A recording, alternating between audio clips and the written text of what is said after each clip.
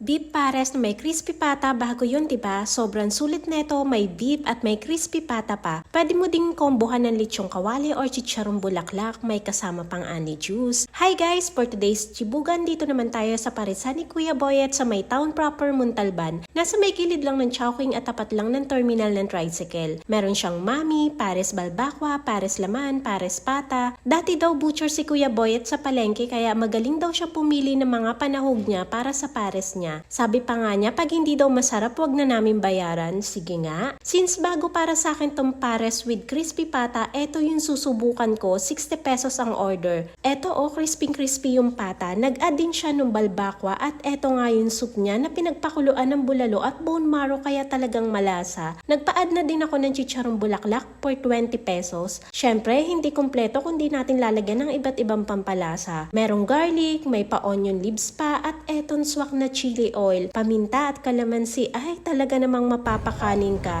Tikman na natin.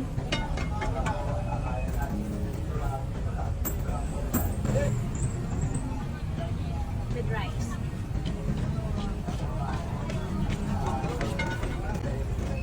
Sabi ni Kuya, pag hindi ito masarap, libre daw.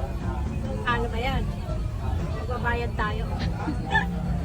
Yung sabaw is malasa din talaga, malalasahan mo talaga yung mga pinagpakuluan ni Kuya Boyet. Dito naman tayo sa pampinali ko na crispy pata, na ang crispy pa din ng balat kahit nababad ng sa sabaw. Masarap din pala yung combination ng beef pares na may crispy pata. Isa na naman sulit at kakaibang pares ang natikman natin. Pag nagawi kayo sa town proper dito sa Montalban, drop by din kayo sa parisan ni Kuya Boyet at sobrang solid din. So ayun lang guys, until next food trip, thank you for watching, bye!